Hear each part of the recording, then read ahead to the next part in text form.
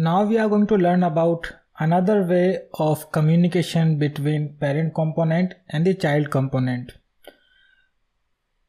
And this is called Aura method. You can define an Aura method inside child component, and from the parent component you can directly call this method. So this is very helpful when you want to call the controller method of your child component from the parent components in some cases, and we already have a need of it. When we click on our start new game button, we want to regenerate that board, right, which is not happening at this moment. So we are going to use our Aura method. We are going to define an Aura method inside our board component, and we are going to call this Aura method from our board panel component. Now let's take a look at the syntax of Aura methods, and keep in mind this is something that you need to define in your child component. So you need to use the Aura method tag or component, and it has two required attributes. The first one is the name, so you need to give your Aura method a name, and you will use this name to call this method from the parent component. And the second required attribute is the action. So here you need to define the client side controller method that you want to call when this Aura method is being called. Like Apex methods, this Aura method can also take parameters or attributes. So if you want to supply some data from the parent component to your child component, then you can have attributes within your Aura method. So let's go back to our Salesforce org and take a look at our current implementation. So here, once this board is disabled, and if you want to keep playing or if you want to play a new game, then we are not able to do so because this start new game doesn't regenerate this board, but we want to do that, right? So for that we are going to use our Aura methods. So here inside our board component, I'm going to create an Aura method. I'm going to name my Aura method as start game, and this should call my doInit method where I'm generating this board. So we are going to use the same method again, so let's call it. So whatever is happening at the time of component initialization, we are doing the same thing again at the time of clicking on the start new game button. Let's give it a description as start new game. We do not need any attributes inside our Aura method, so let's blank it out. And that's it. Our child component's job is done. Now we need to call this method from our board panel component. So here inside our board panel component, we have our board component, which is the child component of this one. So here I'll use my Aura ID first so that I can uniquely identify this component. Let's call it board comp. And let's open the controller file of this component now, because from there we are going to call our Aura method.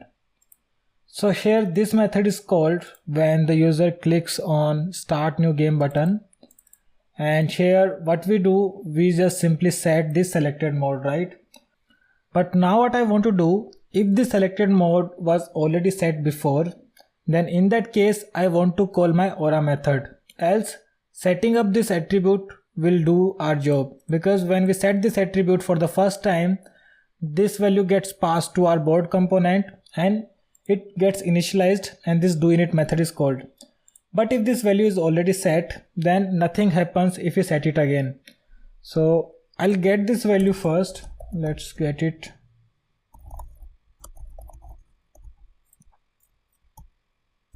Now here I'll check if the selected mode is not null. So that means if the value is already set. So there is a short way of writing this syntax in JavaScript. You can completely remove is not equals to null from here, and you can simply leave the selected mode inside your if condition. So JavaScript will smartly check if the selected mode is null or not, and if it is not null, then the condition will evaluate to true. So in that case I want to call my Aura method. So first I need to find my board component, so let's do that. And for that I'm going to use my find method, because if you remember, if you have an Aura ID, then you can find that component using the find method inside controller file. And now we need to call our Aura method. So it's very simple. you just need to use the board component, and then you need to use the method name, which is start game. So that's it. Now it should work. Let's actually deploy our changes. Let's select a game mode. Wow, I won the game in the first attempt itself. Let's select a new mode now and click on start new game. And it's working, right? Now we are seeing our tiles again. But did you notice our board is still disabled and our result is not blanked out? So we are still seeing our last game's result here. And we are showing these moves left as well from the previous game. So we need to take care of all these things. When we start new game, we need to reset this board and we need to reset the value of all these attributes. So let's go to our board component, and here inside our doInit method where we generate our board, we need to enable our board again if it is disabled, and we need to reset our mouse left counter, and we need to reset our result as well. So I'll go to my helper file and I'm going to create a new method here. I'm going to call this method as reset board. What this method will do, first it's going to call my enable board method so that we enable our board again. Let me just remove the event and helper parameters from here. Second, it's going to reset the mouse left counter. So what I'll do, component.set v.click count, I believe. So we'll set it to 0 again. And last thing is we need to blank out the result or reset the result.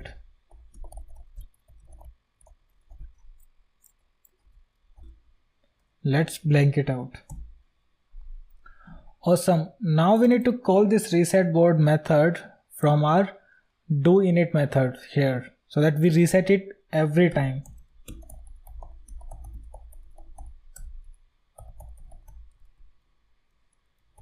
Make sure that you pass your component variable. And now let's deploy our changes. Let's select a game mode. Nothing is happening. What could be the reason? Okay, something is wrong with our component, and now I will show you how we can debug this error. Let's open our DevTools, go to sources. Let's close all the files here. And just click on this pause icon on the top right corner, and here click on pause on code exceptions. And now let's click on start new game.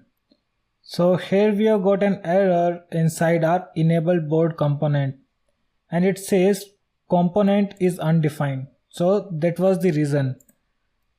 So let me go back. Maybe when we are calling our enable board method, we are not passing the component value. So let's pass the component, and now it should work.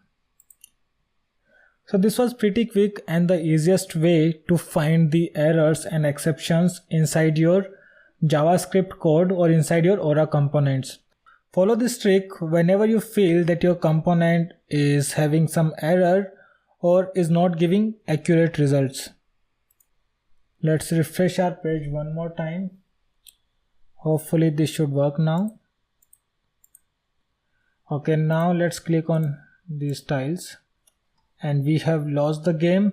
Now I want to start the game again, so let's click on start new game, and this time we need to find another word and we can keep on playing.